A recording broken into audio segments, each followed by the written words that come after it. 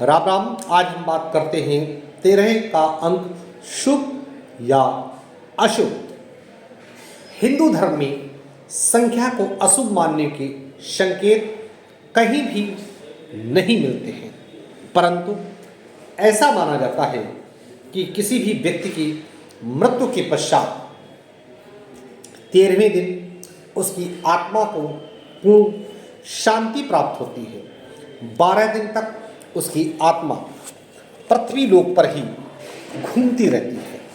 सिख धर्म के धार्मिक ग्रंथ गुरु ग्रंथ साहिब में 13वां वाहिगुरु का शब्द का प्रयोग हुआ है। अनेक धार्मिक चिन्ह ओमकार की रचना भी 13 संख्या के समान ही नजर आती है। ईसाई धर्म में 13 धर्मदूत माने गए हैं। ये धर्मदूत चर्च में फादर के रूप में माने जाते हैं।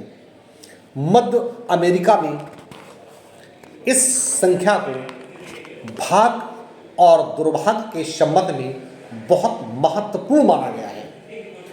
यहूदी धर्म में भी 13 संख्या का बहुत अधिक महत्व है।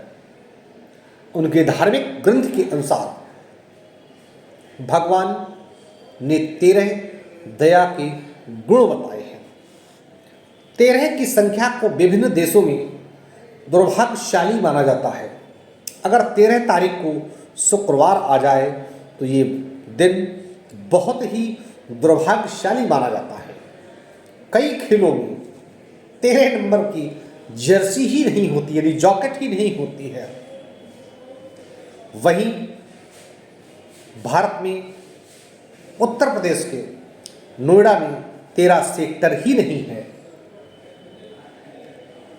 नासा ओशन सेट की जो नाम से निकला है PSLV 14 था, उसके पूर्व PSLV-C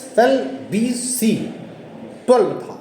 मध्य का PSLV-C 13 नदारत रहा। वहीं कई खिलाड़ी अपने लिए इस नंबर को भाग्यशाली भी मानते हैं।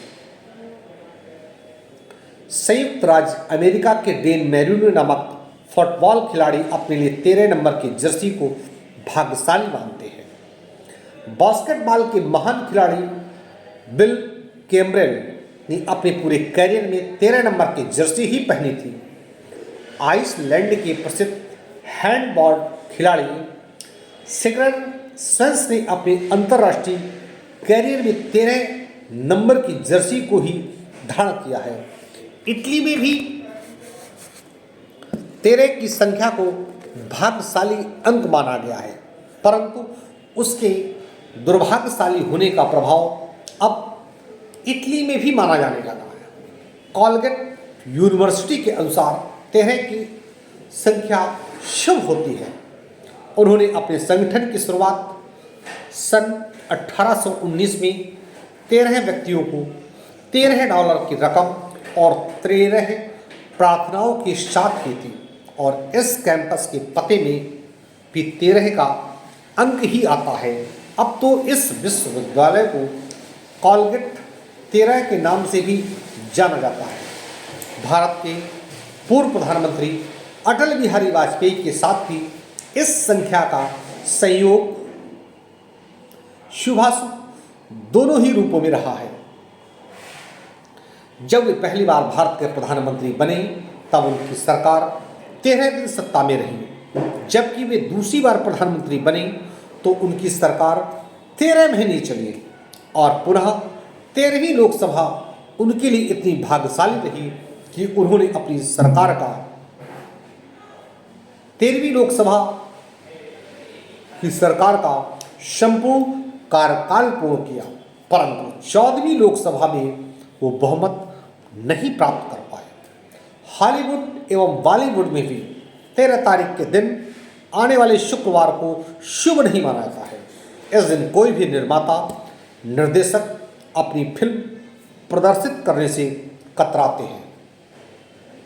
भारत में पिछले वर्षों में होने वाले बम धमाके अधिकतर 13 एवं 26 तारीख को ही हुए हैं।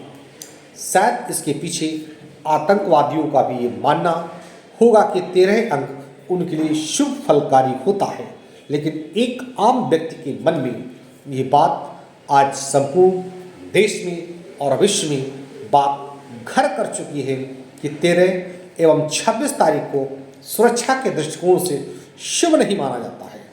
इसलिए इस दिन वो घर से निकलने से पूर्व एक बार अपने इष्ट को अवश्य याद कर लेते हैं। कई प्रसिद्ध होटलें अपनी इमारत में 13 नंबर का कक्ष ही नहीं रखती हैं। उनके होटल में 12 के बाद सीधे 14 नंबर का कक्ष आता है, और जब व्यक्ति नया मकान अथवा फ्लैट खरीदता है तो 13 नंबर मकान अथवा फ्लैट को नज़रअंदाज करना ही बेहतर समझता है। 13 संख्या अशुभ है अथवा शुभ, ये निर्णय उक्त आधारों पर नहीं किया जा सकता है, परंतु वर्तमान में सामान्य व्यक्तियों को लेकर वैज्ञानिक जैसे बुद्धिजीवी भी इस संख्या को अपने लिए अशुभ मानते हैं। इससे तो ये प्रतीत होता है कि 13 की संख्या अब अधिकतर लोगों के मन मस्तिष्क में मनहूस संख्या के रूप में अंकित हो चुकी है। मैं कानपुर से पंडित दीपक पांडे, वास्तुशास्त्र विशेषज्ञ व ज्योतिषाचार्य।